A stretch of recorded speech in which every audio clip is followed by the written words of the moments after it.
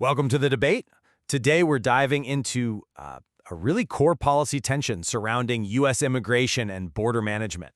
The material we've looked at, it really highlights this fundamental disagreement policymakers have on the path forward, towards stability and integrity.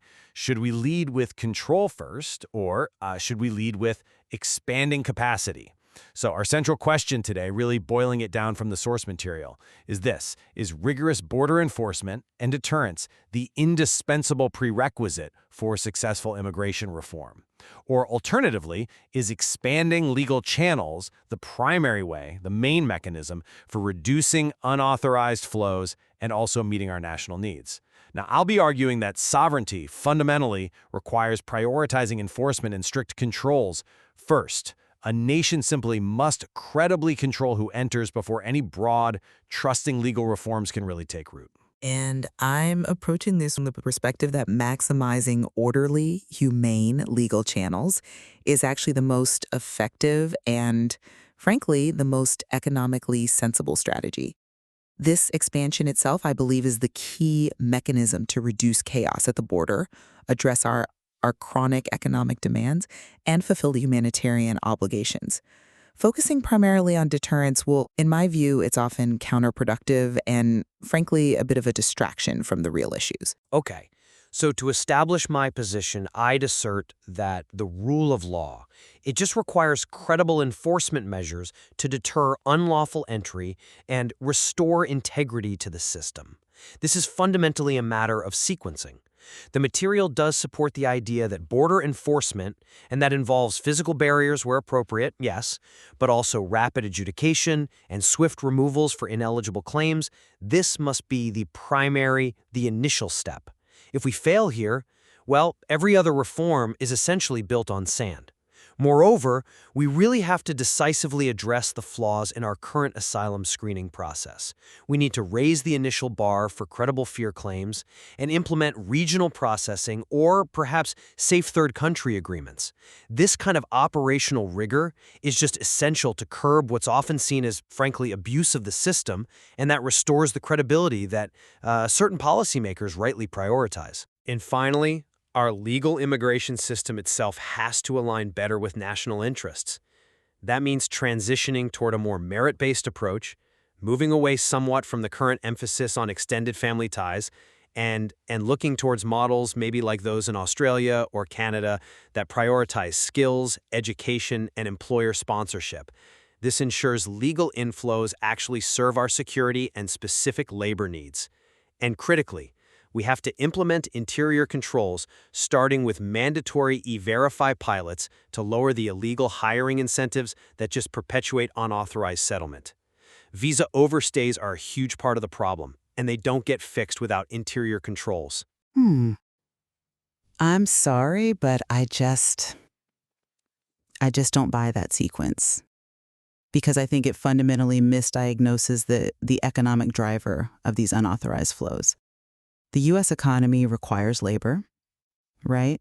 And that demand is currently being met unlawfully precisely because the legal system is far too rigid, far too slow. Expanding orderly legal pathways isn't merely some humanitarian ideal. It is the single most effective and humane mechanism to reduce chaos and exploitation. And that makes a primary focus on deterrence functionally counterproductive in the long run. Our priority, I believe, must be expanding lawful channels dramatically, right, across the spectrum. This means increasing quotas for employment visas, covering high-skilled labor, yes, but also streamlined middle-skilled worker programs, and crucially expanding seasonal and essential worker programs. This directly addresses proven workforce gaps in key sectors like agriculture, caregiving, construction. Now, regarding asylum, the problem isn't really that the credible fear standard is too low. The problem is that the system has, for all intents and purposes, administratively collapsed under the weight. We must focus on rapid but also fair adjudication, and this requires an immediate surge of judges and asylum officers and robust utilization of alternatives to detention, or ATD. These are programs that offer community-based monitoring and support. They maintain high compliance rates while reducing costly, frankly inhumane mass incarceration. Furthermore, for the millions of long-settled residents, people like dreamers or TPS holders, providing an earned path to legalization, conditional, of course, on background checks and paying back taxes. That injects stability into the economy and removes an entire class of vulnerable individuals from the shadow economy. Okay, let's focus squarely then on the efficacy of deterrence, which seems to be a point of core disagreement here. You call it counterproductive, but the operational history, I think, suggests the opposite. The material we're looking at shows that structured enforcement policies, things like rapid repatriation programs or multilateral agreements that keep claimants outside U.S. territory during processing, have in fact successfully reduced border surges at various times. Without clear signals that unlawful entry will lead to swift consequences, the border system just becomes a magnet, inevitably leading to uncontrolled chaos that, let's be honest, fuels transnational criminal organizations. We have to acknowledge the operational reality here. Every single person arriving without authorization represents revenue for the cartels. Deterrence is necessary, at least in part, to dismantle that business model. Now, while I certainly recognize the vulnerability that deterrence policies can generate humanitarian concerns, and yes, we absolutely must mitigate those risks, the failure to establish control is, I would argue, a far greater operational and moral failure. It subjects migrants to incredibly dangerous journeys, and it overwhelms our social services. The current lack of credible removal capacity, that's the defining vulnerability of the system today. Right. I recognize the tactical success you're pointing to with certain deterrence measures in the short term. But I challenge both their long-term efficacy and, frankly, the cost-benefit analysis. Over-reliance on enforcement often doesn't actually stop migration. It simply diverts it into more dangerous, more remote areas. That increases humanitarian harms and strains remote border resources, which are already stretched thin. Moreover, when you actually weigh the operational costs deploying the National Guard, building barriers, maintaining vast detention capacity against the potential economic gain of expanding legal pathways, the evidence seems pretty compelling. Deterrence is a highly inefficient way to manage migration flows. Look, the core failure of the enforcement-first model, as I see it, is that it ignores the demand side entirely. Deterrence doesn't pick the apples. It doesn't staff the nursing homes. As long as the U.S. economy has millions of jobs that unauthorized workers currently fill, precisely because the legal system provides no workable route for that necessary labor, the pressure is going to remain immense. If we focus all our resources on enforcement and restriction without simultaneously opening sufficient legal windows, well, we're essentially choosing chaos and economic shortage over stability and growth.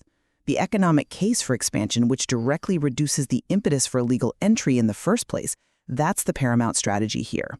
And this brings us squarely to that crucial sequencing argument around interior enforcement, specifically E-Verify. I believe implementing a mandatory E-Verify system responsibly, it requires that it be paired immediately with expanded, flexible work visas. The material itself suggests this E-Verify plus expanded legal pathways as a kind of necessary bridging concept. If you mandate E-Verify tomorrow without simultaneously creating legal channels for the current workforce in, say, agriculture or specific construction and hospitality sectors, you will create an immediate, severe economic shock. Harvests will rot, essential services will face a critical labor vacuum. There are successful models we can look at, like streamlining seasonal visa expansions, affordability pilots. These cut illegal hiring incentives by providing a viable legal route before the hammer of interior enforcement falls. I see the operational efficiency argument for that sequence, I do. But I would argue that it fundamentally undermines the political sustainability of any reform. The implementation of mandatory, verifiable E-Verify and maybe guaranteed entry-exit tracking, that has to be secured before large-scale legalization or pathway expansion can be trusted by the public and policymakers alike. The political vulnerability of sequencing legal expansion first is that it can easily be viewed, rightly or wrongly, as a reward for past lack of control. It risks acting as a magnet for new surges, people expecting future amnesty or future expansions. Sovereignty requires, I believe, that we lock down the interior controls and ensure employer accountability first. If we don't fix the overstay problem, which, let's remember, is often the destination for those arriving with temporary authorization in the first place, then a large expansion of legal visas simply increases the scope for unauthorized residents down the line.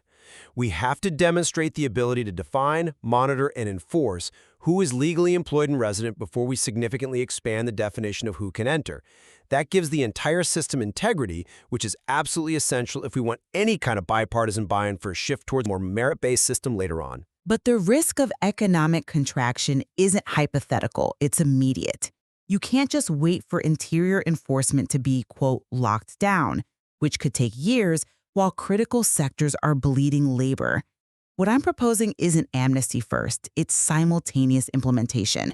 E-Verify is mandatory, sure, phased in over maybe 18 months, while the necessary corresponding visas for essential workers are activated immediately.